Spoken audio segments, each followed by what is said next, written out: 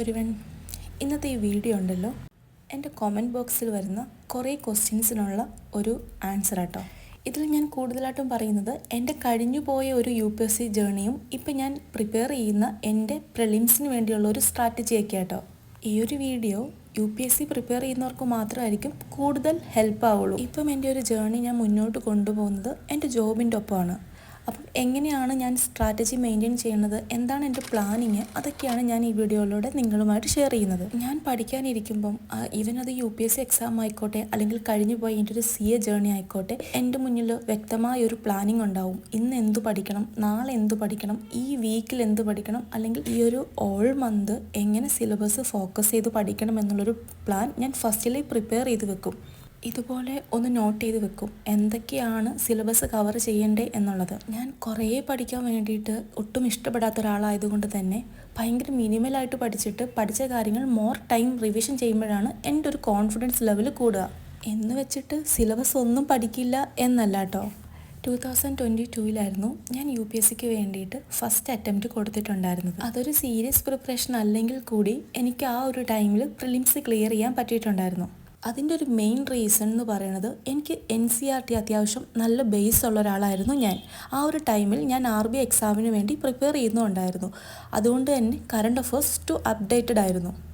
കുറേ പഠിച്ചില്ലെങ്കിലും കുറേ text refer ചെയ്തില്ലെങ്കിലും ഞാൻ കൺസിസ്റ്റൻസി അത്യാവശ്യം നല്ല രീതിയിൽ മെയിൻറ്റെയിൻ ചെയ്ത് പോകുന്ന ഒരാളാട്ടോ. ഓരോ പോർഷൻസ് പഠിക്കുമ്പോഴും ഓരോ ടൈം അതിനു വേണ്ടി ബ്ലോക്ക് ചെയ്ത് മാറ്റിയിട്ടാണ് ഞാൻ സ്റ്റഡി സ്റ്റാർട്ട് ചെയ്യുക. ഇതുപോലെ ഞാൻ ടാബിനകത്ത് ഒന്ന് ഓർഗനൈസ് ചെയ്ത് വെച്ചിട്ടുണ്ടാവും UPSC റിലേറ്റഡ് ആയിട്ടുള്ള കാര്യങ്ങളെല്ലാം. ഈ ടാബ് ഞാൻ പ്രോപ്പറായിട്ട് യൂസ് ചെയ്യാൻ തുടങ്ങിയത് തന്നെ ഞാൻ ജോബിന് കയറിയ പിന്നെ കേട്ടോ. കാരണം അറിയാലോ, നമ്മൾക്ക് എപ്പോഴും ടെക്സ്റ്റുമായിട്ട് ഇങ്ങനെ നടക്കാനൊന്നും പറ്റാത്തതുകൊണ്ടാണ് ഞാൻ ഇതിനകത്ത് എല്ലാം ഓർഗനൈസ് ചെയ്ത് വെച്ചിട്ടുള്ളത്. ഞാനിപ്പം എൻ്റെ പ്രിലിംസിന് വേണ്ടി ചെയ്യുന്ന ഒരു കാര്യം എന്ന് പറഞ്ഞിട്ടുണ്ടെങ്കിൽ മാക്സിമം ഒരു 10 ഇയർ PYQ എടുത്തിട്ട് അതിൽ നിന്ന് റിപ്പീറ്റഡ് ആയിട്ട് കുറേ ക്വസ്റ്റ്യൻസ് വന്നിട്ടുണ്ടാവുമല്ലോ, ആ ഒരു ഏരിയ നല്ലപോലെ സ്ട്രോങ് ആക്കുക കേട്ടോ ചെയ്യുന്നത്. അതുമായിട്ട് റിലേറ്റഡ് ആയിട്ട് എനിക്ക് ഒട്ടും അറിയാൻ പാടില്ലാത്ത കുറച്ച് കാര്യങ്ങളൊക്കെ ഞാൻ ജസ്റ്റ് നോട്ട് പോലെ പ്രിപ്പയർ ചെയ്ത് വെക്കും. കാരണം വീണ്ടും എനിക്കത് റിവൈസ് ചെയ്താലേ ഓർമ്മ നിൽക്കുള്ളൂ. നിങ്ങൾക്കറിയാലോ, പല സ്കീമുകളെ കുറിച്ചൊക്കെ പഠിക്കുമ്പോഴത്തേക്ക് ഏകദേശം ഓൾമോസ്റ്റ് ഒരുവിധപ്പെട്ട സ്കീമൊക്കെ ഭയങ്കര ഓവർലാപ്പിങ്ങും സെയിം ആയിട്ട് നമുക്ക് തോന്നും. അപ്പം നമ്മൾക്ക് കൺഫ്യൂഷൻ വരും, ഓപ്ഷൻസ് തന്നാലും ഇതിലേതായിരുന്നു എന്ന്. അപ്പം മോർ ടൈം റിവിഷൻ ചെയ്താൽ മാത്രമേ ഉള്ളൂ നമ്മൾക്കത് ആൻസറിലോട്ട് എത്താൻ പറ്റുള്ളൂ. സത്യം പറഞ്ഞാലുണ്ടല്ലോ, അത്യാവശ്യം നമ്മൾക്ക് കുറച്ച് ബേസും ലോജിക്കൊക്കെ ഉണ്ടെങ്കിൽ പ്രിലിംസ് നമുക്ക് ഈസി ആയിട്ട് ക്ലിയർ ചെയ്യാൻ പറ്റാവുന്നൊരു കാര്യമുള്ളൂ. ദെൻ എക്കണോമി പോലുള്ള സബ്ജക്റ്റുകൾക്ക് എനിക്ക് റിവിഷനേക്കാൾ കൂടുതൽ ഹെൽപ്പായിട്ടുള്ളത് കൂടുതൽ MCQ ചെയ്യുക എന്നുള്ളതായിരുന്നു കേട്ടോ. കാരണം നമ്മളത് തെറ്റിക്കുമ്പം അത് എന്തുകൊണ്ടാണ് തെറ്റിക്കുന്നുള്ളൊരു റീസൻ്റെ ബാക്കിലോട്ട് നമ്മൾ പോകുമല്ലോ. ആ ഒരു ടൈമിൽ നമ്മളുടെ ആ ഒരു ഏരിയ കുറച്ചും കൂടെ സ്ട്രോങ് ആവും.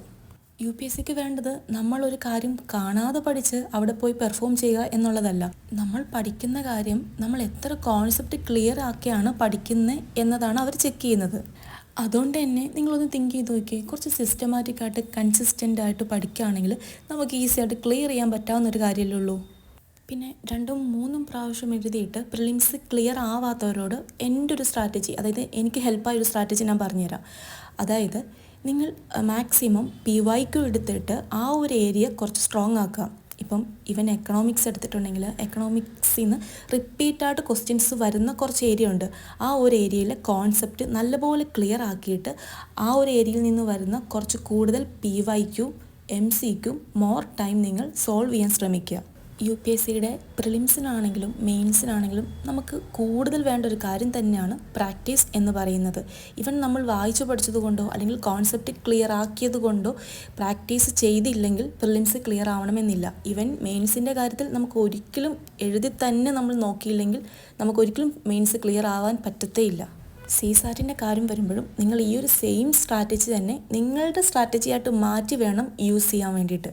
നമ്മളുടെ ഒരു സ്ട്രാറ്റജി ഡെവലപ്പ് ചെയ്തെടുത്താൽ മാത്രമേ ഉള്ളൂ നമുക്ക് പ്രിലിംസ് ക്ലിയർ ചെയ്യാൻ പറ്റുള്ളൂ. ഈവൻ പ്രിലിംസ് എന്നല്ല, UPSC ഫുൾ ക്ലിയർ ചെയ്യണമെങ്കിൽ നമുക്ക് നമ്മളുടേതായ ഒരു സ്ട്രാറ്റജി തന്നെ വേണം. ഞാൻ നോർമലായിട്ട് വീഡിയോ ചെയ്യുമ്പം UPSCയെക്കുറിച്ചോ എങ്ങനെ പഠിക്കുന്നതിനെക്കുറിച്ചോ ഞാൻ പഠിക്കുന്ന ബുക്സുകളെ കുറിച്ചോ ഒന്നും അധികം അങ്ങ് പറയാറില്ല. അത് പറയാത്തതിൻ്റെ മെയിൻ റീസൺ ഇത് തന്നെയാണ്. നിങ്ങൾക്ക് വേണ്ടത് ഇവിടെ നിങ്ങളുടേതായ സ്വന്തം സ്ട്രാറ്റജി മാത്രമാണ്.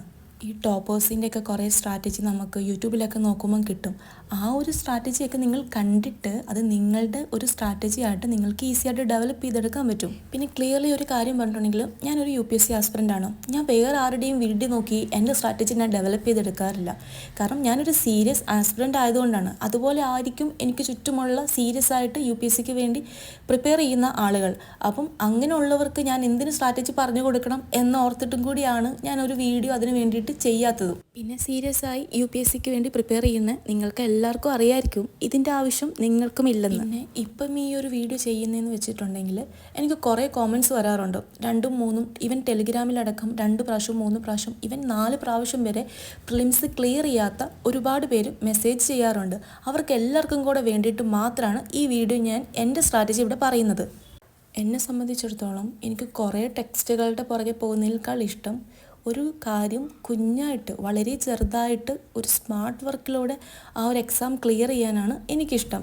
ഇവിടെ വളരെ കുറച്ച് പഠിച്ചാൽ മതി എന്നൊന്നുമല്ല ഞാനിവിടെ പറയുന്നത്.